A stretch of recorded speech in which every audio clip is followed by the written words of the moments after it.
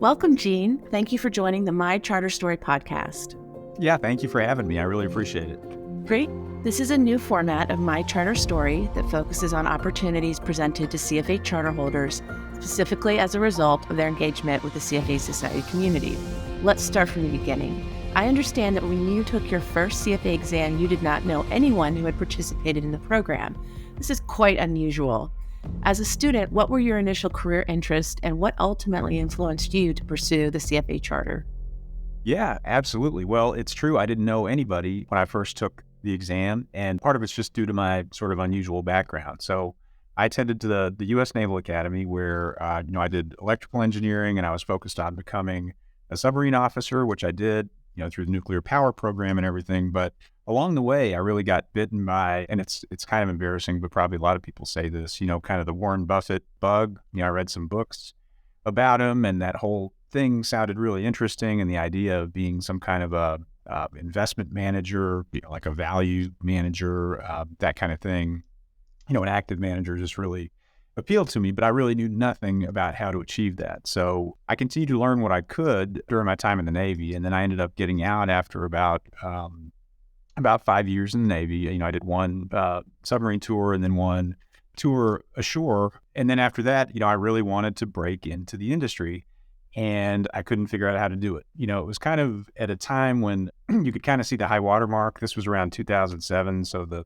financial crisis hadn't really taken off yet, but there just wasn't a lot of hiring and I didn't have the right background. I didn't even understand the kind of things you were supposed to do, like get an MBA or, things like that. So I actually took a job, doing operations, non-financial work directly out of the Navy in a warehouse for a company called Amazon.com, which ironically, if I'd stayed there and, let my restricted stock vest and everything over time, it probably would have been pretty lucrative to hang on, but I was committed to this process. So, and one of those things I did is I looked at the type of people I was interested in being like, and I saw that the CFA charter was the thing that seemed to tie them all together. When I looked at different ways to improve my resume or become more attractive, that's really what drove me to approach the CFA program. I hope you don't mind me sharing that you were not successful in your first attempt at level one. You've been pretty open about this in other publications. What did you do differently the next time? Oh, of course. Well, I guess the short answer is prepare. So my problem was I didn't quite know what to expect. And also I took the December 2007 administration of level one, and which also highly correlates to peak season, for online shopping. And again, I work for Amazon. So, in fact, we were working 6 days a week, sometimes 7, and it was actually difficult to my shift happened to run Monday through Saturday at that time. So it was actually even difficult to get off the day to go take the exam. That's how busy it was. And I knew I wasn't prepared, but I've slid by the skin of my teeth before on things like that. So I gave it a shot and I did not slide by on that one. It was much more in-depth and a lot more information than I was really prepared for. So what I learned from that, and again, I don't want to disparage the curriculum, but what I learned from that is that the curriculum was very important, but personally, I benefited from, getting commercial study materials and additional online test banks and things, and just getting the curriculum delivered in different ways to me, I noticed as well, which I was able to kind of dust myself off and go back in for the June 2008 exam, and was successful on level one at that time. Yep. Certainly, there are all different types of learning styles, and there's some wonderful resources out there to complement the curriculum and all kinds of resources, study group, mock exams. So I know people take advantage of whatever they need that suits their style. I noticed that you've been involved with 5 CFA societies, and you currently serve as president of CFA Society Memphis. Can you share a little bit about your experiences with these societies and what influenced your decision to join the society board? Yeah, absolutely. And I think what you just mentioned is a great segue. So between the time I first took level one and the time I was successful, I was able to get placed into a investment role at a mutual fund family, which I was very excited about. And one of the things I found is that very first society experience I had, which was the CFA Society at Louisville, that was actually a big part of my success, I think, in future administrations. Just because they had a very well built out group of candidates that we sort of supported each other. And I wasn't actually based in Louisville. I was based in Lexington, Kentucky, which didn't have its own society, but it's a little over an hour away. And so, I attended every meeting I could and spent a lot of time with those candidates, both online and offline. And in addition to helping with the exam, I think that was the first real sense of community that I got from the CFA world, which was, I still keep up with those people even today that were working through that with me, gosh, over 10 years ago now, 15 years ago, something like that.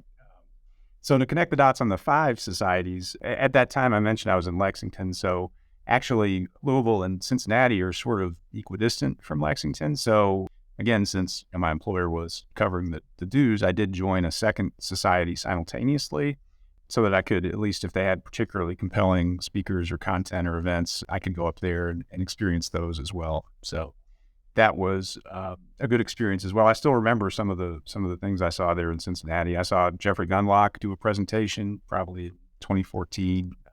A lot of good memories there.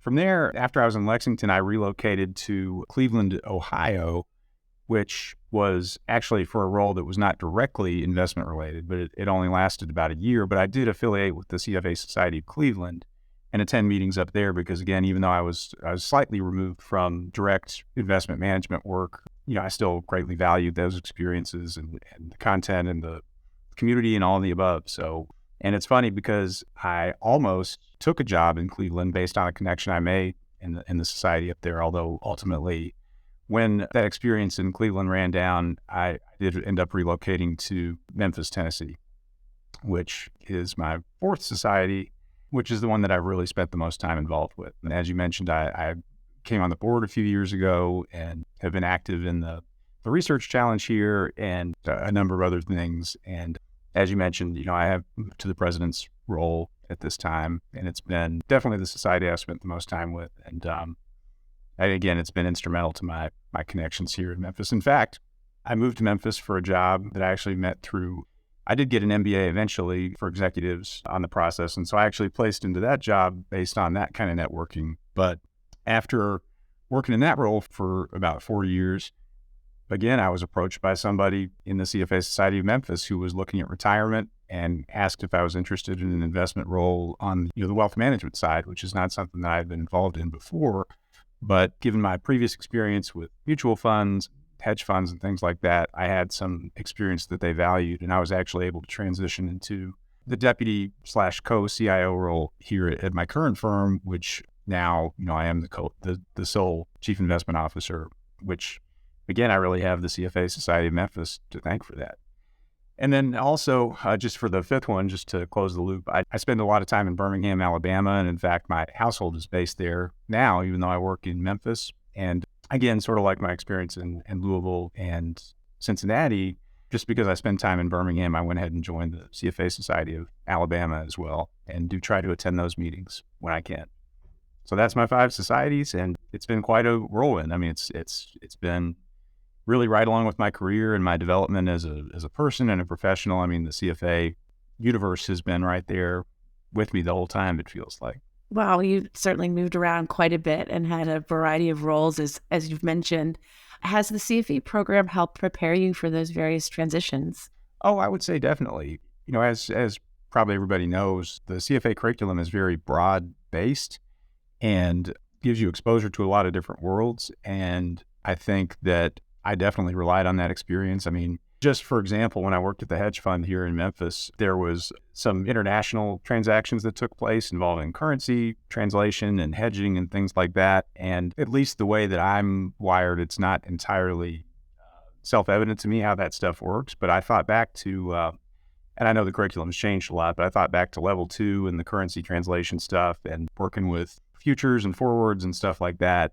It's not that I was prepared to hit the ground running and be a currency trader on day one, but I felt like I had the fundamentals and I knew what to think about and what to review. So that's just one example of, I think, how something that I thought would have very little value to me when I was a candidate turned out to be very relevant to me.